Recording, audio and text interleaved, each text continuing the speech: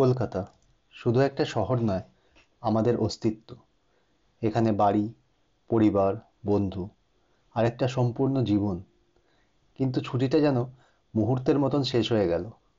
আজ আবার ফিরে যাওয়ার পালা সিঙ্গাপুরের দিকে। 2 মাস ধরে কলকাতার রাস্তায় হাঁটা, ভিক্টোরিয়ার শোভা দেখা, প্রিন্সেপ ঘাটে গঙ্গার হাওয়া খাওয়া, শহরের পাশের তারাপীঠ, বাঁকুড়া আর অনেক জায়গা ঘুরে বেড়ানো, আর সন্ধ্যায় রাস্তার ধারে চায়ের কাপে আড্ডা দেওয়া। প্রতিটা মুহূর্ত মনে পড়তে পড়তে গাড়ি যখন এয়ারপোর্টের দিকে ছুটে যাচ্ছিল, তখন বুঝলাম এই শহরটা আমার জীবনের কতটা বড় একটা অংশ। এইসব ভাবতে ভাবতেই হঠাৎ দেখলাম পৌঁছে গেছি কলকাতা এয়ারপোর্ট। এয়ারপোর্টে পৌঁছে গাড়ির থেকে লাগেজ নামিয়ে প্রথমে লাইন দিলাম এয়ারপোর্টে ঢোকার জন্য। এয়ারপোর্টে ঢুকেই আবার লাইন দিলাম লাগেজ চেকিং করার আর বোর্ডিং পাস নেওয়ার। এইটা হওয়ার পরে আবার আরেকটা লাইন ইমিগ্রেশনের। ইমিগ্রেশন শেষ করার পরে এখনো শেষ হয়নি, তারপরে লাইন ছিল সিকিউরিটি চেকের। আর এই পুরো প্রসেসটা কমপ্লিট করতে আমাদের সময় লেগেছিল 45 মিনিট। বাড়ির থেকে তাড়াহুড়োয় বেরোনোর চক্করে কিছুই খেয়ে আসা হয়নি, তাই চলে গেলাম ওই সেকশনে যেখানে পাওয়া যাচ্ছিল খাবার। গিয়ে দেখি দোকান আছে বাউ মোমোর, chicken biryani, south Indian idli dosa আর অনেক অপশন। মানে পুরো ফুড ফেস্টিভ্যাল, কিন্তু দামটাও আকাশ ছোঁয়া। তাও কিনে নিলাম 1 প্লেট চিকেন মোমো, একটা চিকেন বার্গার, সাথে 2টো কফি, আর সৃজার জন্য কিনলাম 2টো চিপস। বাড়ির থেকে এয়ারপোর্ট আসার তাড়াহুড়োতে, লাগেজ চেকিং এর ব্যস্ততায়, ইমিগ্রেশনের টেনশনে কিছু লোকে ঘুমিয়েই পড়েছিল। মনে পড়লো, আরে ব্লগটা তো স্টার্টই করা হয়নি।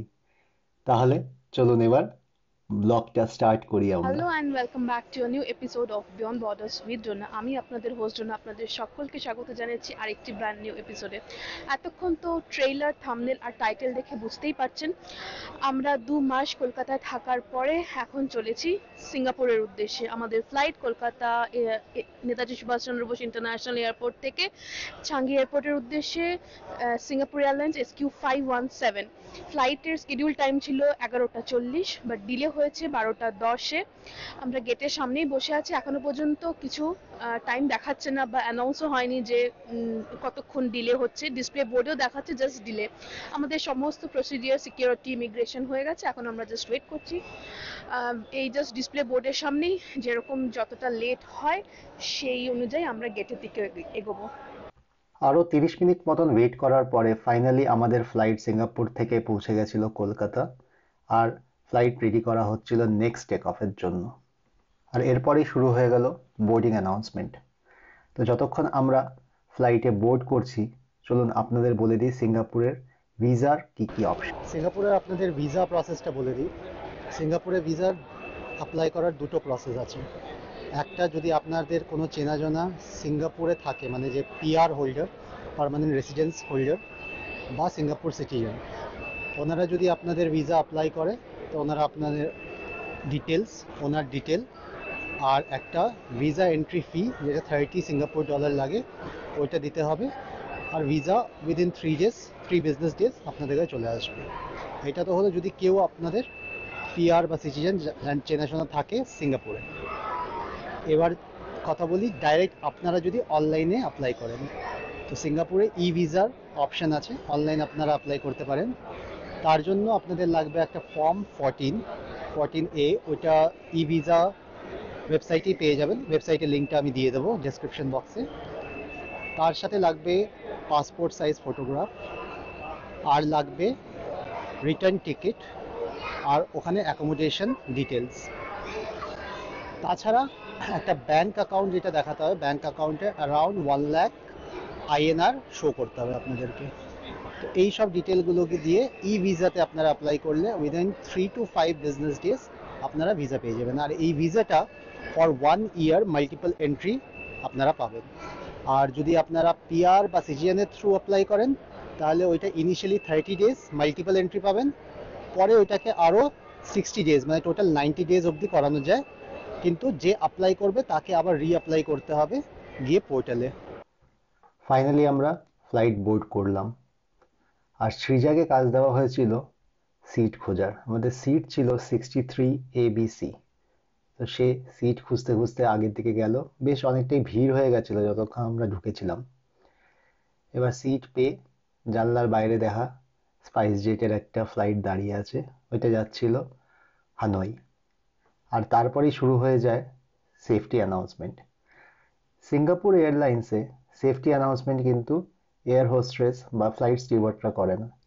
এরকম স্ক্রিনে একটা মুভির মাধ্যমে পুরো ব্যাপারটা বুঝিয়ে দেওয়া হয়, আর তার সাথে দেখানো হয় সিঙ্গাপুরের বিভিন্ন জায়গা। বেশ ভালো কিন্তু এই সিস্টেমটা, এটা মুভির মতন দেখতে থাকেন। এরপরে প্লেন দৌড়ালো রানওয়েতে টেক অফের উদ্দেশ্যে।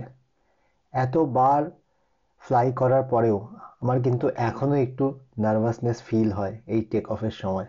আপনাদেরও কি ওরকম হয়? জানাবেন একটা কমেন্টে। আর জানালার বাইরে কলকাতার আলো ঝলমলে শহরটা ছোট হতে থাকলো। কয়েক মুহূর্ত পরেই বিমান আকাশে উড়ে উঠল, আর নিচে ছড়িয়ে থাকা শহরের সেই চেনা রাস্তা, গঙ্গার ধারের আলো আর কলকাতার প্রতিটা স্মৃতি ধীরে ধীরে মেঘের আড়লে হারিয়ে গেল। সিঙ্গাপুর এয়ারলাইন্সে মুভি বা ভিডিও দেখার জন্য দেওয়া হয় ইয়ারফোন, আর বাচ্চাদের জন্য স্পেশাল হেডফোন থাকে যাতে ওদের কানে প্রবলেম না হয় ওই ইয়ারফোন গুঁজতে।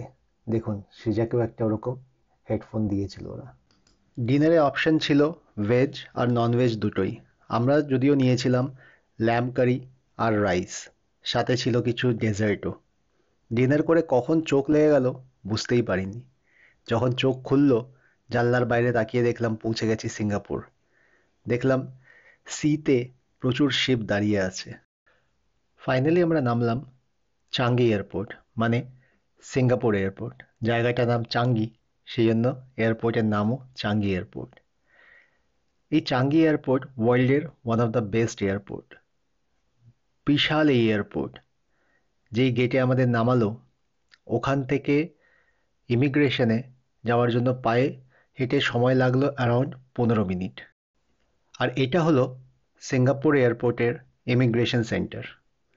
এই ইমিগ্রেশন সেন্টারে কিন্তু আলাদা আলাদা লেন করা আছে।